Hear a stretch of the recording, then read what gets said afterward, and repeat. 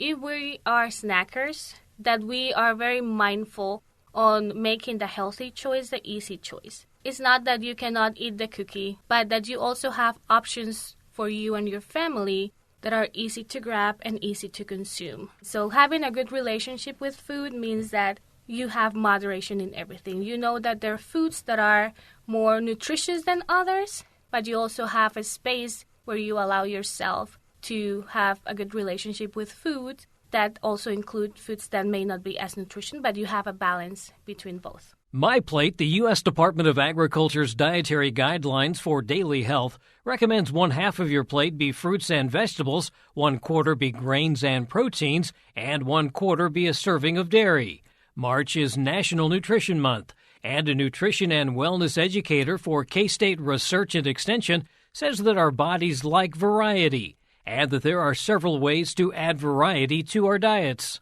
On today's Sound Living, eating a variety of foods. Sound Living is a weekly public affairs program produced by Research and Extension at Kansas State University.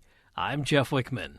K-State's Priscilla Brenes says the Academy of Nutrition and Dietetics National Nutrition Month helps Americans focus attention on the importance of making informed choices and developing sound eating and physical activity habits. Priscilla, National Nutrition Month, really a time to focus on a variety of things related to nutrition. The theme this year is Beyond the Table, really kind of looking at that farm to fork, which is something that we talk a lot about as well. Yeah, absolutely. This Beyond the Table focuses not only on the nutrients that food can bring to you and to your body, but also the impact you do to your community, to the farmer growing that food, or if you know where food comes from. So that Beyond the Table is not just what can happen to my body now with the nutrients, but also how my purchasing behavior affects the community around me or affects what other restaurants or other food service providers give to the community as well.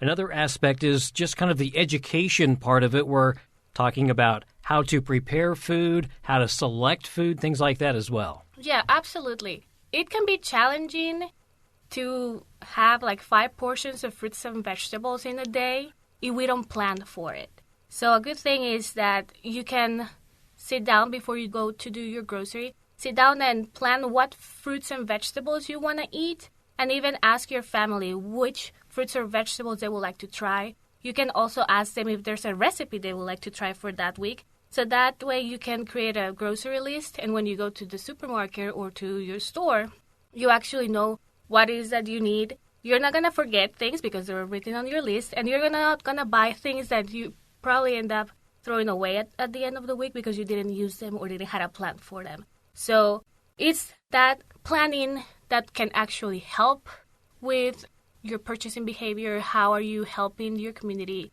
How are you planning for the nutrients you and your family needs?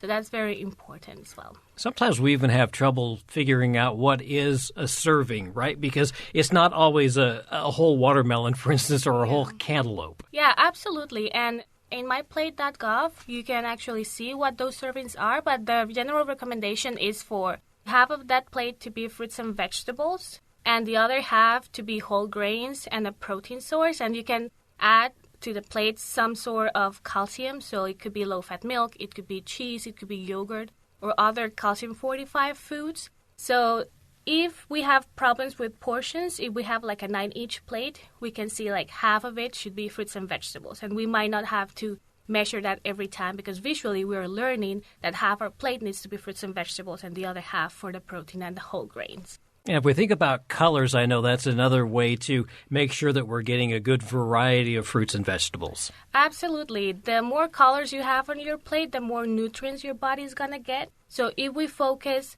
in diverse foods like herbs and spices that add different coloring to our food, if we focus on adding more vegetables to a mixed dish, and it instead of looking like brown or gray, it can look with pops of yellow or pops of red or pops of green. That will actually help us to get all those nutrients that we need from those fruits and vegetables as well. And a good thing that the Nutrition Month is promoting is cultural cuisine. And it's very important to include those foods because sometimes we don't know how to cook bok choy or how to cook the nopales from the cactus that Mexicans like to include in their foods, but all of those, fall into the vegetable category. So even though we might not know the portion, if we figure out how to cook them, we can put them in half our plate. So if we incorporate colors of cultural foods as well as colors of fruits and vegetables that we are used to see, we can enhance flavor of foods.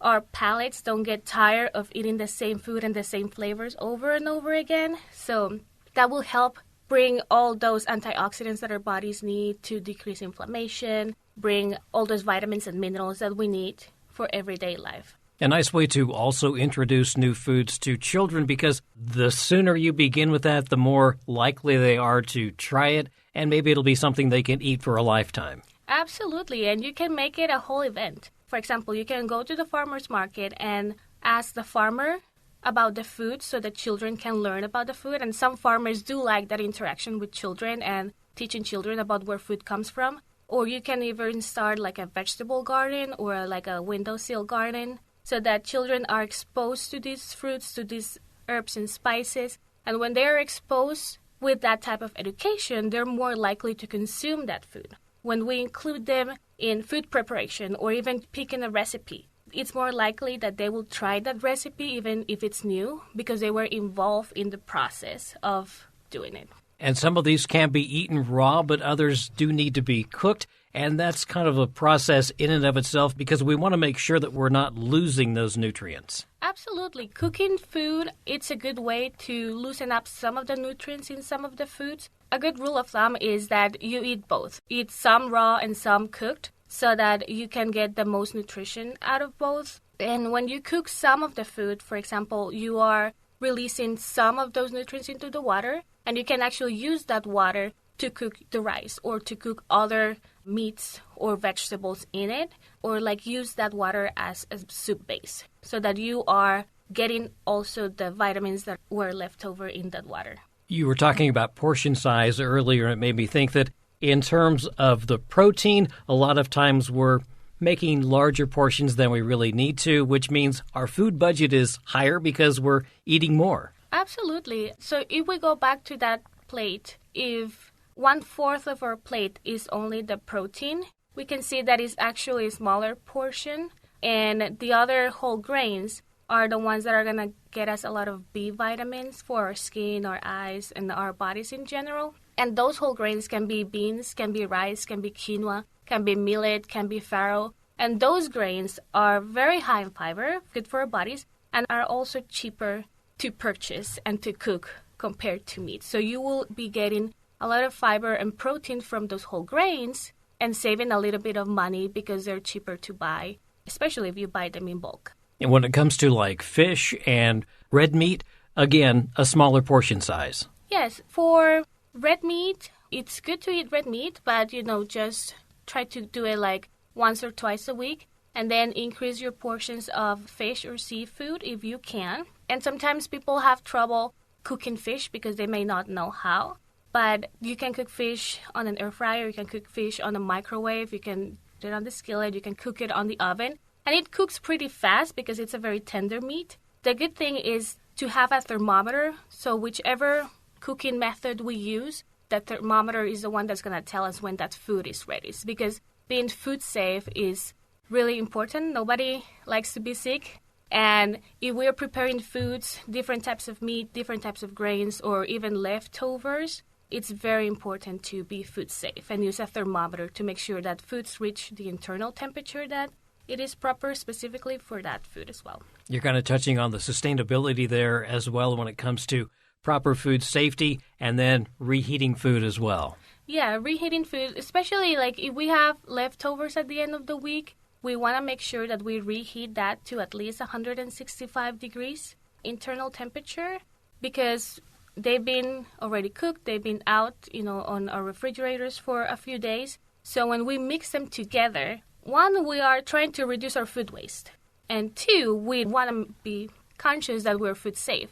If we are combining leftovers and we're not eating them right away, the best way to preserve those is not putting them back on the refrigerator, but actually freeze them and then reheat them when we are ready to eat them. And we can be creative, too. We don't have to have the same dish twice. We can use those leftovers in another way. Absolutely. You can have meat one day, and then if you had some vegetables left over, you can make them in a soup, or you can make your vegetables in a sandwich, or put them in a pita bread, or just do like a wrap of vegetables with some of the leftover meat if you had any like that. And that's a good way to combine leftovers. Another thing that they can think about right now is the farmers markets, because there are a lot of opportunities to buy the things that are very fresh and very in season, so you're sure that you're getting a good variety that way, because it seems like things kind of have their own season, and if you follow that season, you're going to get a lot of variety. Absolutely. If we think of seasonality, then we're going to find that in the winter we have availability of some fruits and vegetables. In the summer we have another. If we focus on buying what's seasonal, we're also saving some of our money because it's usually cheaper. And you can find a lot of these fruits and vegetables all year round at the supermarket, but they will not be as fresh, and they probably come from a long way. So you also have to think about the carbon footprint of that food to get from the farm to be processed, probably frozen, and then transport to the supermarket. So if we go to the farmers market, we are supporting our community by supporting our farmers. We are engaging in that seasonality as well. And when we go to farmers markets, children can also learn where that food is coming from. It's good to know your neighbor, because you never know when you're going to need help or when they are going to need your help. Another thing we think about is snacking, and there's a wide variety of snack options. What we're really thinking about are some of the healthy alternatives, aren't we? Yes, and when we go to the supermarket or to the store, there are many ultra-processed foods that may be cheap to buy and easy to consume. However, they may have a higher carbon footprint because of all the processing, and also they may not be very nutritious for us. So if we focus on healthy snacks like having fruits and vegetables ready to eat in our refrigerator, when we are hungry, we already have it ready to eat, so it will be easier for us to reach for that food instead of something that is ultra-processed and prepackaged for us. Also, snacks that are plant-based are going to be more environment-friendly than snacks that are based on animal protein, because animals tend to produce more methane gas that it's not as good for the environment. And when we think about it, really that is one of the best ways to add those fruits and vegetables into the diet. Absolutely. And one thing is that if we are snackers, that we are very mindful on making the healthy choice the easy choice. It's not that you cannot eat the cookie or eat the bar that it's made out of ultra-processed cereals, but that you also have options for you and your family that are easy to grab and easy to consume. Yeah, moderation is always key no matter what you're eating, because even the good stuff you don't want to eat too much of, right? Exactly. Our bodies like variety, so having a variety of fruits and vegetables available, as well as things that you enjoy because maybe they remind you of home, or maybe they remind you of an event in your life that brings comfort to you, is always important. So having a good relationship with food means that you have moderation in everything. You know that there are foods that are more nutritious than others, and you try to eat more of that, but you also have a space where you allow yourself to have a good relationship with food that also include foods that may not be as nutritious, but you have a balance between both. This is a great opportunity, as you mentioned, to look at the MyPlate and just kind of think about it. Maybe through the whole month of March, you try and follow the MyPlate guidelines, and maybe by the end of the month, you will have discovered some new foods that you like and really kind of a new way of eating. Yeah, absolutely. And I will encourage everybody in this nutrition month that you go to a different grocery store that you may have never been. They may have different vegetables, different fruits that you've never tried, and maybe, be a little bit adventurous and try some of those. That's Priscilla Brenes, a nutrition and wellness educator for K-State Research and Extension. For more information on healthful eating and being physically active, contact your local extension office or visit myplate.gov. Sound Living is a weekly public affairs program produced by Research and Extension at Kansas State University. I'm Jeff Wichman, and this is the K-State Radio Network.